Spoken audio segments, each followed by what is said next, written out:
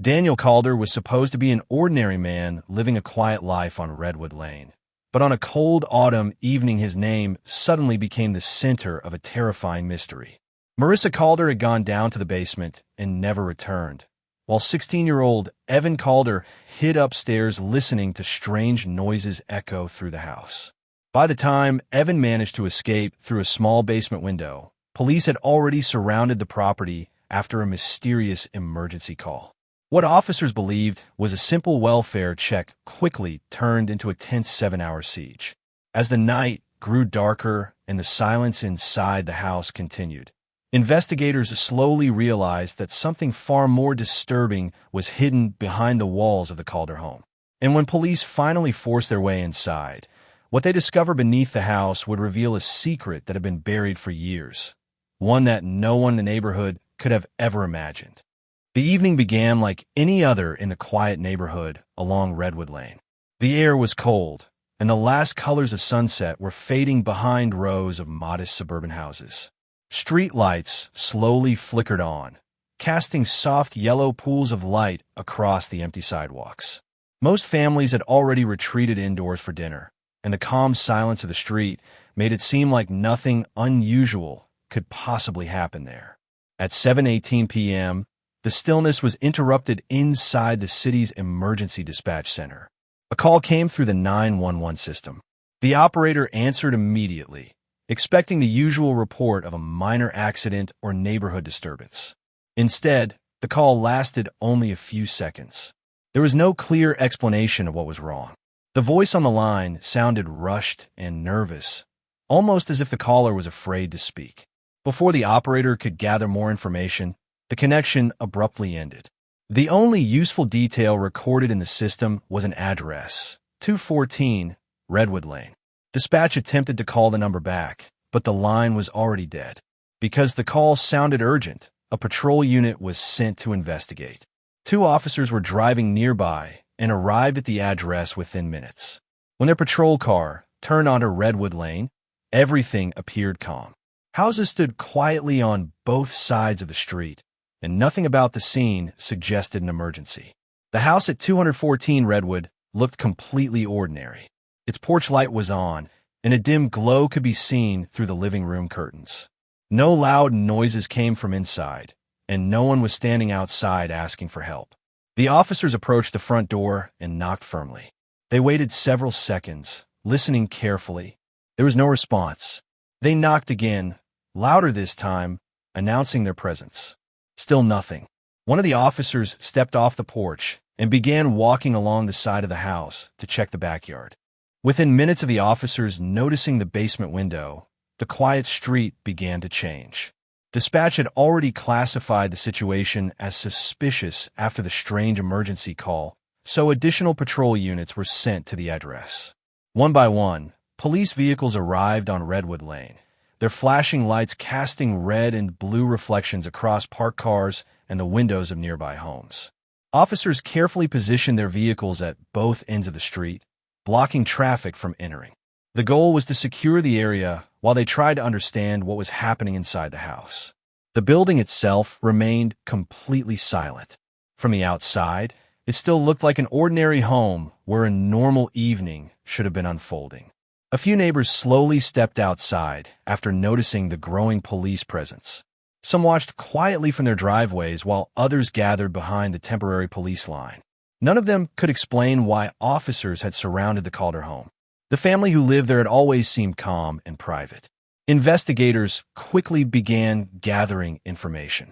The house belonged to Daniel Calder, a 46-year-old accountant who worked remotely from home. He lived there with his wife Marissa and their 16-year-old son Evan. According to public records and previous police reports, there had never been any serious incidents connected to the address. Even so, the strange emergency call suggested that something was wrong. To gain more information without entering the house, officers brought in a portable thermal camera. The device allowed them to detect heat signatures through the walls and windows, helping them determine whether anyone was moving inside. When the first scan was completed, the results immediately raised concern. Several heat signatures appeared inside the house. At least 3 people were still moving within the building. That meant the family was likely still inside. The hours passed slowly as officers continued watching the house from a careful distance. The street had grown quieter as most neighbors returned inside their homes, though many lights remained on behind their curtains. Patrol units stayed in position while the tactical team monitored every possible sign of movement. Inside the command vehicle parked near the end of the street, officers studied the thermal camera images repeatedly. The glowing outlines moving inside the house showed that at least 2 people were still active in different areas of the building. Sometimes the figures appeared close together. Other times they moved apart, disappearing into different rooms before reappearing again. At 9:40 p.m., the tension suddenly increased. A loud crashing sound came from somewhere inside the house. The noise was strong enough that several officers heard it clearly from the front yard. Almost immediately, the thermal camera showed rapid movement inside, as if someone had run across one of the rooms. Officers tightened their positions, preparing in case someone suddenly tried to escape. But no one came out. For several minutes, the house returned to its strange silence. Then something unusual happened. A light switched on in the basement, casting a faint glow through the small window that had first drawn the officers' attention earlier that evening. The beam of light was weak, but clearly visible from the backyard. Officers quietly moved closer to the rear of the property while staying behind cover. As they watched the window, the opening slowly shifted. The glass panel moved outward just a few inches more than before. Cold night air drifted into the basement. For a brief moment, a hand appeared near the edge of the window frame. It gripped the side as if someone inside was trying to pull themselves upward. Then the hand suddenly disappeared. The officers froze, unsure if someone was attempting to escape or if something else was happening inside. Paramedics moved quickly once the boy was pulled away from the basement window. He was weak and barely able to stand on his own. Officers helped carry him across the yard while emergency crews placed him on a stretcher and rushed him into the waiting ambulance. Under the bright medical lights, it became clear that he had suffered several injuries. Dark bruises covered his arms, and dried blood stained the front of his shirt. His breathing was fast and uneven, and his eyes moved around nervously as if he was still afraid of something nearby. Even while paramedics worked to stabilize him, investigators tried to understand what had happened inside the house. The boy was identified as Evan Calder, the 16-year-old son of the family who lived there. He looked exhausted, as if he had been hiding or struggling for hours. Evan slowly began describing what had taken place earlier that evening. According to his account, the situation inside the house had changed suddenly. His father had started behaving in a strange and unsettling way shortly before nightfall. The doors had been locked, and the windows had been secured from the inside. Phones were taken away, and the internet connection in the house had stopped working. After that, his father had spent most of the evening moving in and out of the basement. Evan said he'd been searching through several boxes stored down there. They were not ordinary storage boxes. Evan claimed he had never seen them before, and he had lived in that house for years. Eventually, his mother went downstairs to see what was happening. Minutes passed, then much longer. She never returned to the main floor. Evan waited upstairs, listening carefully for any sign of movement. After nearly an hour, he heard something heavy fall in the basement. The sound echoed through the house and was followed by complete silence. Later, when he tried to escape through the front door, he discovered it had been secured with a chain. By midnight, the quiet neighborhood had turned into the center of a large police operation. Emergency lights continued flashing across the street as officers carefully held their positions around the Calder home. The situation had now lasted several hours, and no one inside the house had attempted to come out or communicate with the police outside. Inside the command vehicle, investigators reviewed everything they had learned so far. Evan Calder had been taken to the hospital, but the information he provided had raised more questions than answers. His story suggested that something serious had happened in the basement, and the fact that the doors had been locked from the outside made the situation even more concerning. Negotiators attempted several methods to contact anyone still inside the house. They used loudspeakers to announce the police presence and encouraged anyone inside to come out safely. The house remained silent. Meanwhile, the thermal cameras continued scanning the structure. The images showed that at least 2 heat signatures were still moving inside the building. One appeared mostly on the first floor, while the other moved slowly between the basement and the lower hallway. This confirmed that someone was still active inside. While officers outside waited, detectives began investigating Daniel Calder's recent activities. They searched public records, financial transactions, and online purchases connected to his name. The results quickly revealed a pattern that raised serious concerns. Over the past several weeks, Daniel had withdrawn large sums of money from different bank accounts. The withdrawals were made in small amounts, but added up to a significant total. At the same time, records showed he had purchased unusual equipment from several hardware and industrial supply stores. Among the items were heavy storage containers, industrial tools, plastic sheeting, and construction materials. At 1:12 a.m., after hours of waiting and careful monitoring, the decision was finally made to enter the house. Command officers believed the situation had become too dangerous to continue observing from outside. There was still no contact with anyone inside, and the movement detected by thermal cameras suggested that at least one person remained active within the building. A tactical team quietly prepared for the operation. Officers wearing protective gear approached the house from multiple sides to prevent anyone from escaping. One group moved toward the front entrance while another positioned themselves near the back door. Flashlights were kept low, and every movement was controlled and deliberate. Using specialized tools, officers forced the lock on the front door. The door swung open slowly, revealing a dark and silent hallway beyond it. For a brief moment, no one moved. Then the team stepped inside. The interior of the house immediately felt wrong. Furniture had been pushed out of its normal positions, leaving wide, empty spaces in the rooms.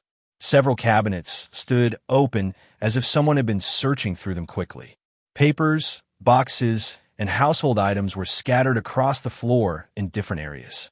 Despite the signs of disturbance, the house itself was strangely quiet. The tactical team carefully cleared each room one by one. Every corner was checked, every closet opened, and every hallway examined. Yet no one was found on the main floor. The kitchen lights were still on, and a chair had been knocked onto its side near the dining table, but the rooms were otherwise empty. As the officers continued searching, they noticed something unusual about the layout of the house. Many items had been moved aside in ways that seemed to guide movement through the hallways. Almost everything seemed to lead toward a single place: the basement. When the team finally reached the basement door, a strong chemical smell drifted up the staircase. The basement looked nothing like a normal storage area. As the officers reached the bottom of the stairs, their flashlights revealed a space that had been completely transformed. The concrete floor had been cleaned and cleared, and several new walls had been built where open space once existed. Electrical cables ran along the ceiling, connected to bright overhead lights that illuminated the entire basement. It looked less like a family home and more like a carefully designed workspace. Officers moved slowly through the area, scanning every corner. Along one wall were several work tables covered with tools, notebooks, and stacks of papers. Some of the papers contained diagrams and lists written in careful handwriting. Nearby, small cameras had been installed in the ceiling, positioned to monitor different parts of the basement. The equipment suggested that someone had spent a long time planning and building this space. At the far end of the basement stood a heavy steel door set into the concrete wall. The door looked new, and its thick locking mechanism made it clear that whatever was behind it had been meant to stay hidden. The tactical team forced the lock and pushed the door open. Inside was a narrow room lined with large plastic storage containers placed side by side across the floor. Shelves filled with documents and photographs covered the walls. Some images showed locations, vehicles, and buildings. Others appeared to be pictures of people taken from a distance. As officers began opening the containers one by one, the atmosphere in the room quickly changed.